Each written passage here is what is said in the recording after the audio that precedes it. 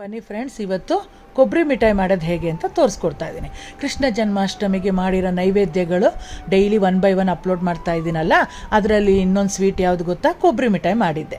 ತುಂಬ ಸುಲಭವಾಗಿ ತುಂಬ ಬೇಗ ರೆಡಿ ಆಗೋಂಥ ಏಕೈಕ ಸ್ವೀಟ್ ಅಂತ ಹೇಳ್ಬೋದು. ಭಾಳ ಹಳೇ ಕಾಲ ಸ್ವೀಟ್ ಇದು. ಎಲ್ಲರಿಗೂ ಸಾಮಾನ್ಯವಾಗಿ 199 ಜನಕ್ಕೆ ಬರುತ್ತಿದ್ದು. ಆದರೆ ನಾನು ಮಾಡಿರೋದು ಸ್ವೀಟ್ಸಲ್ಲಿ ವೀಡಿಯೋನ ಅಪ್ಲೋಡ್ ಮಾಡ್ತಾಯಿದ್ದೀನಿ ಅಷ್ಟೇ. ಇದರಲ್ಲಿ ನಾನು 6 ಬಲ್ತಿರೋ ತೆಂಗಿನಕಾಯಿ ತೊಗೊಂಡಿದ್ದೆ.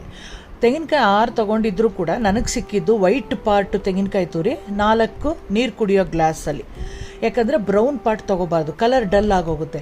ಆದ್ದರಿಂದ ಬರೀ ಮೇಲ್ಗಡೆ ಆದಷ್ಟು ವೈಟ್ ಪಾರ್ಟ್ ಬರೋ ಥರ ತುರ್ಕೋಬೇಕು ತೆಂಗಿನಕಾಯಿ ತುರಿನ.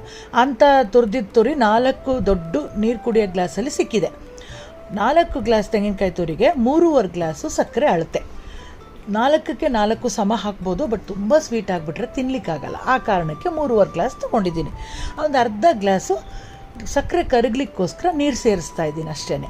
ಜಾಸ್ತಿ ನೀರು ಹಾಕೋಬಾರ್ದು, ಯಾಕಂದರೆ ತುಂಬ ಟೈಮ್ ತೊಗೊಳುತ್ತೆ ಕೊಬ್ಬರಿ ಮಿಠಾಯಿ ರೆಡಿ ಮಾಡೋದಕ್ಕೆ. ಸೊ ಹಾಗಾಗಿ ಅರ್ಧ ಗ್ಲಾಸ್ ಸಾಕು ಕರಗಲಿಕ್ಕೆ. ನೀವು ನೀರಾದರೂ ಹಾಕೋಬೋದು, ಇಲ್ಲ ಹಾಲಾದರೂ ಸೇರಿಸ್ಕೋಬೋದು. ಬಟ್ ನಾನಿವತ್ತು ನೀರು ಸೇರಿಸ್ತಾ ಇದ್ದೀನಿ ಅಷ್ಟೇ.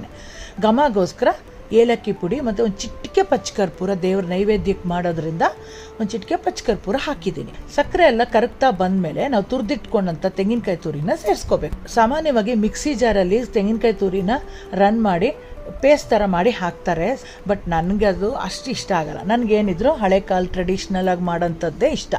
ಸೊ ಹಾಗಾಗಿ ಡೈರೆಕ್ಟಾಗಿ ತೆಂಗಿನಕಾಯಿ ತುರಿದು ಹಾಕಿದ್ದೀನಿ. ಮತ್ತು ನಾನಿಲ್ಲಿ 2 ಸ್ಪೂನು ಬಾದಾಮಿನ ಪೌಡ್ರ್ ಮಾಡಿ ಸೇರಿಸಿದ್ದೀನಿ.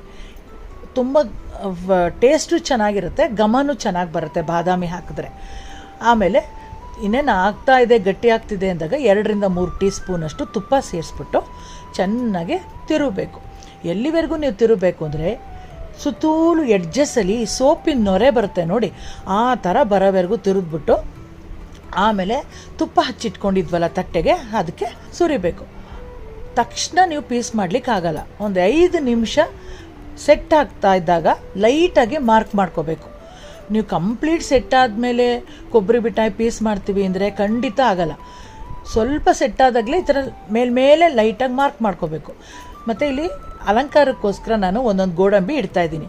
ನೀವು ಗೋಡಂಬಿ ಇಡ್ಬೋದು, ದ್ರಾಕ್ಷಿ ಇಡ್ಬೋದು, ಬಾದಾಮಿ ಇಡ್ಬೋದು, ನಿಮ್ಮ ಚಾಯ್ಸಲ್ಲಿ ಇಟ್ಕೋಬೋದು. ಅದು ಸುಮ್ಮನೆ ಫ್ಯಾಷನ್ಗೋಸ್ಕರ ನೋಡ್ಲಿಕ್ಕೆ ಚೆನ್ನಾಗಿ ಕಾಣಲಿ ಅಂತ ಅಷ್ಟೇ, ಬೇರೆ ಏನೂ ಅಲ್ಲ.